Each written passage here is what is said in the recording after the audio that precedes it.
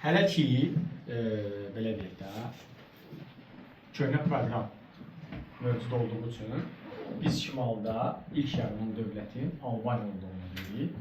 Amma təzə kitab bu il 6-cı sinif Azərbaycan tarixində ilk yarımın dövlətin, Quldar dövlətin İskiç şahlığı olduğunu deyirik Azərbaycan şimalında. Amma siz hələ ki Albaniya kimi götürürsünüz, testli və dəstliyə əsasən, köhnə dəstliyə əsasən proqram gedir. Başa düşdünüz? Əgər gələn il sizin 11-ci sinif keçdiyiniz vaxt artıq 6-cı sinif dəstliyi qüvvəyə minsə, bu ilin dəstliyi, onda sizə bu ilin dəstliyi İskiç kimi götürəcək. Başa düşdünüz? Ona görə də bu forma verir. Yəni bunu deyim biləsin.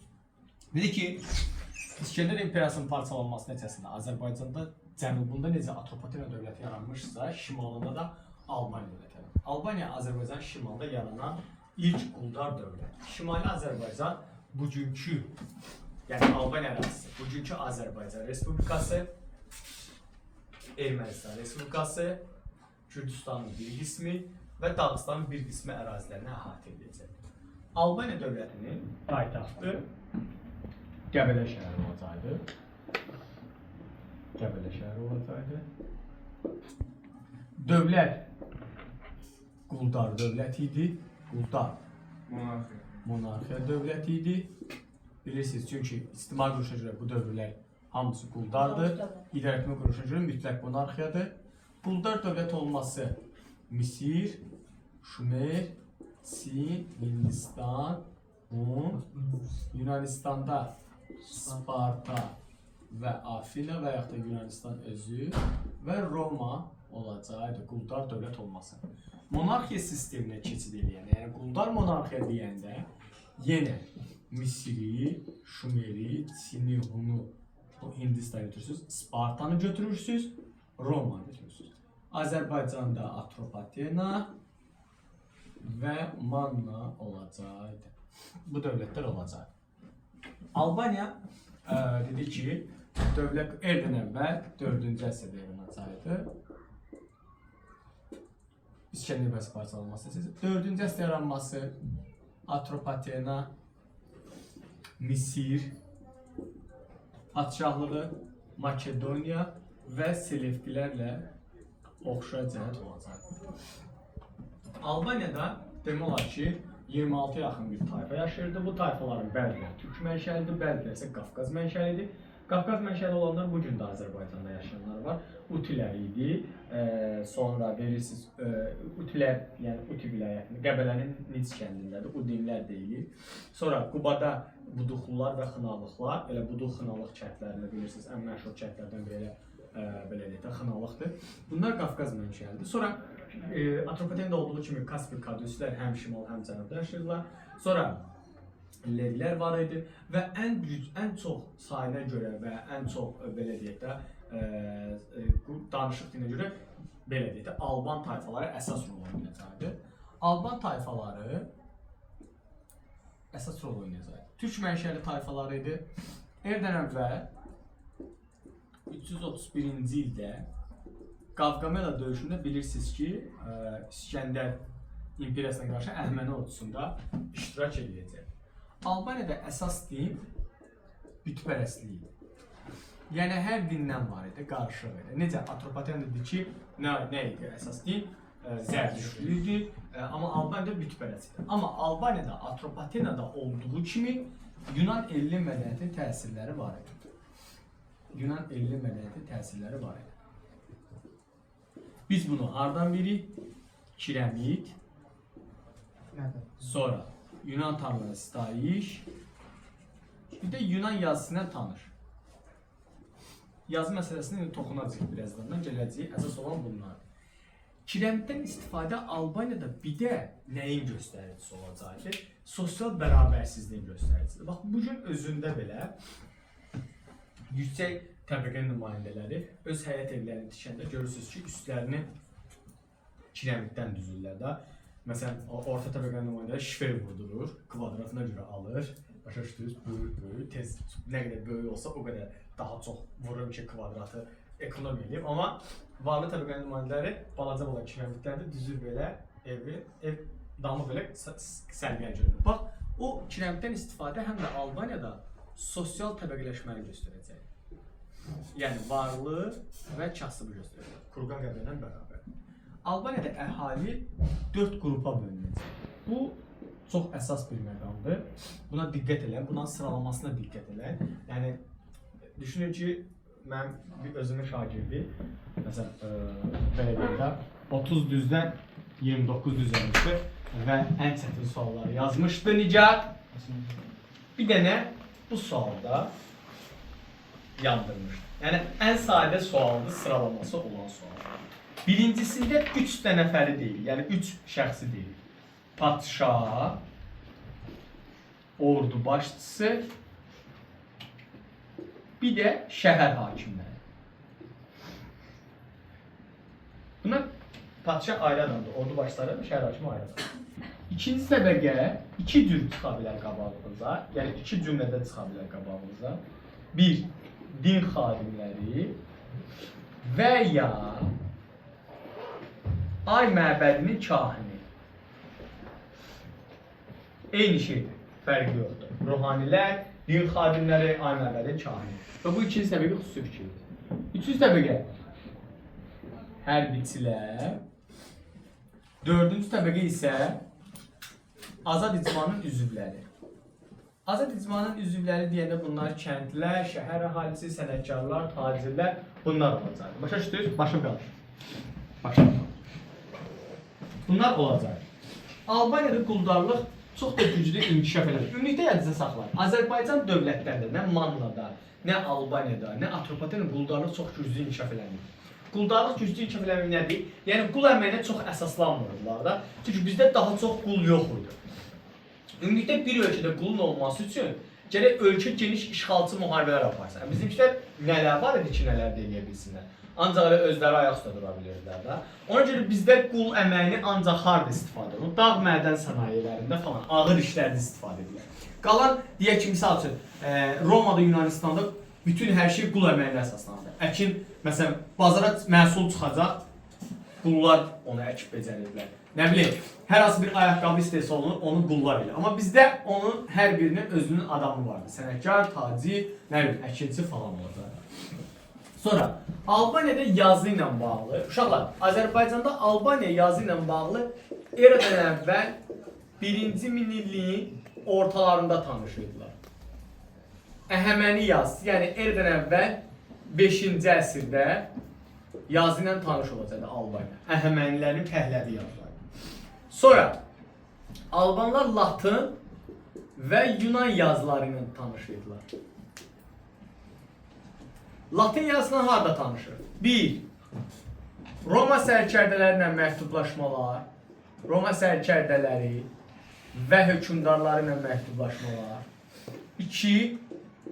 Qobustanda Qayaüstə abidədə. 1-ci əsrə aid. Domisiyanı. Yəni, Lukul Pompeyin Oroysa yazışmaları, Roma imperatorlarının Alban hökümdarlarına yazışmaları. Bir də Qobustanda Domisiyanın üzərində Qayaüstə abidə var. 84-96-cı ilə aid. Yəni, oradan Latın. Yunan yazısı ilə harada tanışırlar? Şəkidə kimsə var burada? Şəkili. Yoxdur. Şəkinin Dəhnə kəndi. Yunan yazısı var. Qayaüstə abidədir. Bu da 2-ci əsrdə. Sizə sual düşsə ki, məsəl üçün, Albanlar Latın yazısından harada tanışırlar? Deyirsiniz ki, 1. Qobustan, 2. Roma sərkərdələri məktublaşmalar. Yunan yazısından tanışdıqsa, Dəhnə kəndini 2-ci əsrə aid. Bizim erada, ha. Eradan əvvəl söhbəti yoxdur, ha. Bizim eraları var. Başa düşdünüz? Bunlar olacaq. Sonra, gəldik nəyə? Albaniyada dövlət eradan və 4-cü əsrdə yarananda, 4-cü əsrdə yarananda möhürlərdən istifadə olunur. Mühürlər üzük forması olacaq. Mühür bildiyimiz onsuz da bütün dövlətlərdə var. Yəni mühür elə bir şeydir ki, dövlət varsa, mühür də var. Yəni çünki bütün fərman sərəncamlar mühürlə təsdiqlənəcək. Amma biz indi tamam, okey, Şumerdə də görmüşük, Misirdə görmüşük, amma sırf adı çəkilirlərsə, məsələn, Şumeri verirsiniz, Hindistanda verirsiniz və Mannada verirsiniz, Albaniyada verirsiniz mühürlər. Sonra, eradan əvvəl 3-cü əsrdə Albaniyada yerli hökümdarların adına pullar kəsiləcək. Burada uşaqlar ən çox belə deyək də, çaşdırılan məqam budur. Həmişə bunun qabağına Atropatena yazırlar və burada uşaqları çaşdırırlar. Niyə yerli hökmdarın adına pullar kəsir? Birinci bunu deyir. Həm Albaniya, həm Atropatena İskəndərin adına pullardan istifadə edir. Amma Albaniyada ticarət güclü inkişaf elədiyi üçün, şəhər həyatı aktiv olduğu üçün, İskəndərin adına kəsilən pullar tələbatı ödəmirdi. Yəni tələbatı ödəmir, pul tapılmırdı da, yəni alqı-satqı olsun. Ona görə məcbur qalırdılar yerli hökmdarın adına İskəndərin pullarına oxşana. Baxın. Yəni biz adi bir şey deyək də, bir binanı tikirik, filan binanın oxşarını tikirik, düzdür Azərbaycanda və ya da nəyisə bir dizayn edirsənsə, məsələn Azərbaycanda manatdır, deyək ki, 100'lük olsun, 500 avro manat olsun. Bunların hamısı avronun dizaynı, evro əsasında dizayn əsasında qurulur. Məsələn, bunlar da yerli hökmdarlardan pullar kəsilir, İskəndər pullarını əsas götürüb pulları kəsilir. Yerli hökmdarların adına pulların kəsilməsi nəyin göstəricisidir? Albaniyada güclü hökmdar hakimiyyətini, güclü iqtisadiyyatın göstəricisidir. Bax, bunları bilməlisiniz. Göstərici olaraq bunları bilirsiniz. Erdən əvvəl 1-ci əsrdə Albanlar da Atropatena və digər dövlətlər kimi Roma ilə mübarizə aparacaq. Erdən əvvəl 1-ci əsrdə Lukul və Pompey şərqə yürüyüş edir. Şərq deyəndə burada həm Azərbaycanda nəzərdə tutulur, Albaniya, həm də Atropatena nəzərdə tutulur. Ümumiyyətlə şərqə yürüyüş olur, Albaniya Atropatena bunun içində olacaq. Bilirsiniz Atropatena dərisindən Lukul Pompey Atropatenaya gəlir, Atropatenanı ələ keçirir, asla salır və geri qalır. Albaniya hücumu nə idi? Burada xüsusi bir şey ki, kitabda konkret yazır ki, Albaniya hücumu məqsədləri Xəzər dənizini ələ keçirmək, Hindistanla Qara dənizə gedən yol tutmaq. Uşaqlar, Xəzər dənizini ələ keçirməklə Albaniyanı işğal eləmək arasında məna fərqi yoxdur. Cümlə fərqi olsa belə. Yadınızda qalır. Çünki Xəzər dənizini keçirmək üçün hara tutmalısan? Albaniyanı tutmalısan.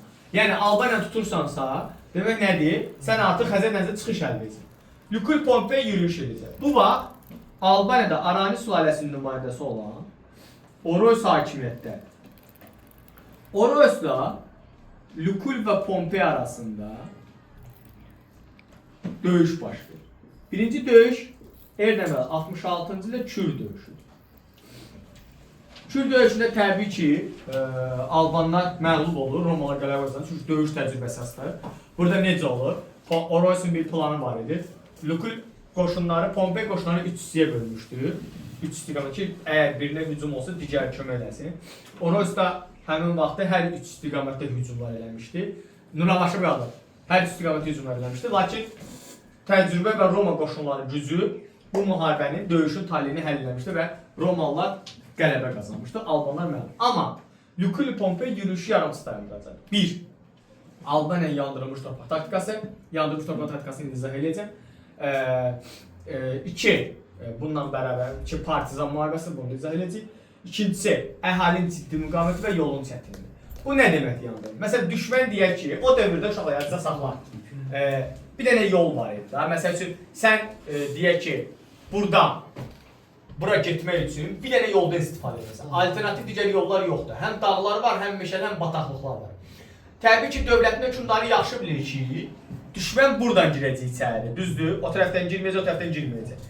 Və buradan, bura qədər, yəni X nöqtəsinə, Y nöqtəsinə qədər bütün əraziləri yandırırlar. Əkini ərazi torpaqları yandırırlar. Suvarma kanallarını dağıdırlar.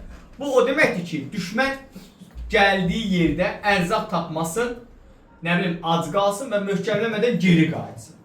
Partizan müharibəsi düşmən dövləti içərilərinə irəlilədiyəndən sonra düşməndən gizlənən qüvvələr var ki, o qüvvələr təzədən arxadan o düşmənə zərbələr endirsin.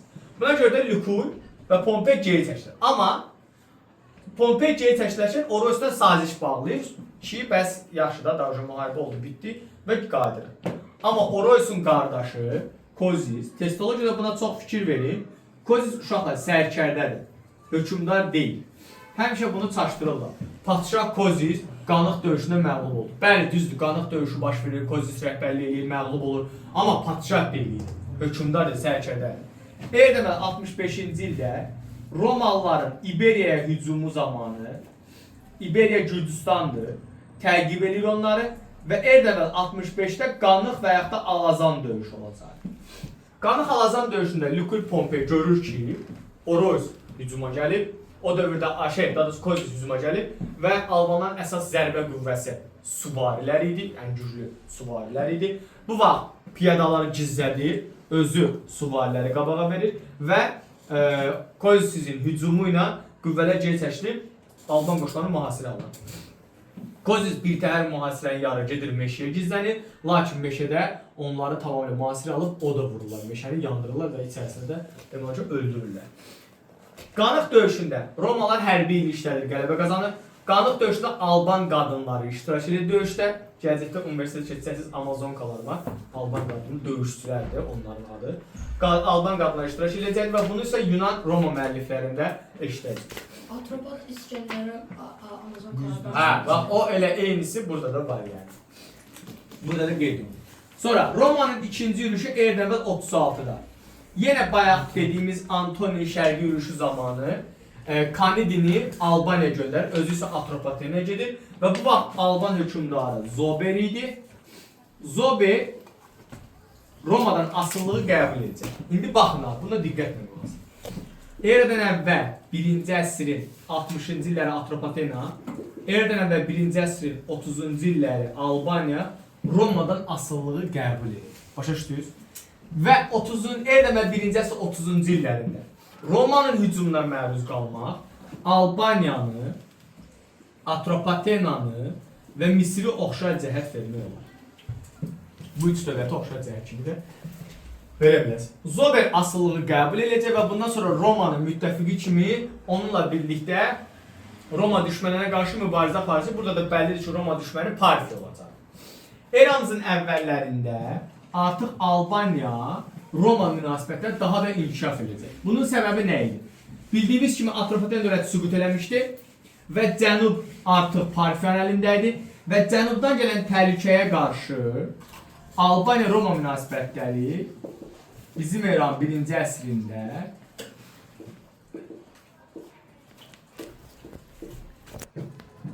Roma münasibəti daha da sıxlaşacaq.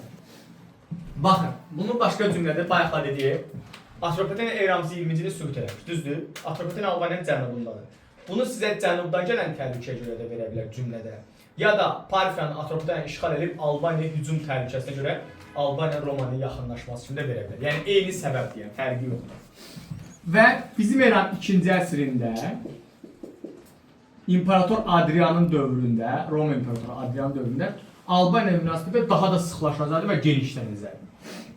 Bizim eran əvvəllərində Albaniyada su dərmanlarından istifadə edəcəkdir, şüşə qablar istehsalatı olacaq. Şüşə qabların istehsalatı Şumerlə oxşar cəhətdir, su dərmanlarından istifadə Roma ilə oxşar cəhət olacaq. Sonra bizim eran əvvəllərində 1 və 3-cü əsrlərdə şimaldan Alan tayfaları yürüyüş edəcəkdir.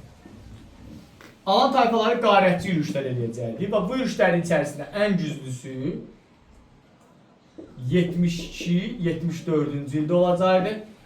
Albaniyanı qarət edəcəkdilər və Atropatenanı Parfiya canişini mərkəzinə hücum edəcəkdilər. Bu vaxt Atropatena bilirsiniz süqut eləmişdi artıq. Parfiya canişini mərkəzinə hücum edəcək, oranı dağıdıb və geri qayıdacaq. Biz hardan bilirik Alan tayfalara hücum edir Albaniyaya? Qəbələdə və digər bölgələrdə katakomba qəbirlər olacaqdır ki, bu qəbirlər Alanların gəlişini göstərən, Kurgan qəbirləri, torpaq qəbirləri, Alanların gəlişini göstərən qəbirlər hesab olunacaq. 1-ci əsr dedi ki, ümumiyyətlə Albaniya və Atropatena dövlətlərinin oxşar cəhətlərinə baxdığımızda vahid imperiyanın parçalanması nəticəsində yaranmışdı. Türk mənşəli dövlət idi. Sonra Romaya qarşı mübarizə, Romanın müttəfiqliyi, Romadan asıla düşmək, Yunan elli mədəni təsirlərinə məruz qalmaq, quldar monarxiya olmaq və mütləq monarxiya olmaqdır. Başa düşdünüz? Bir də Kaspik Kadüsü tayfalarını burada yaşamaq. Bunlar da sizin Albaniya dərsiniz.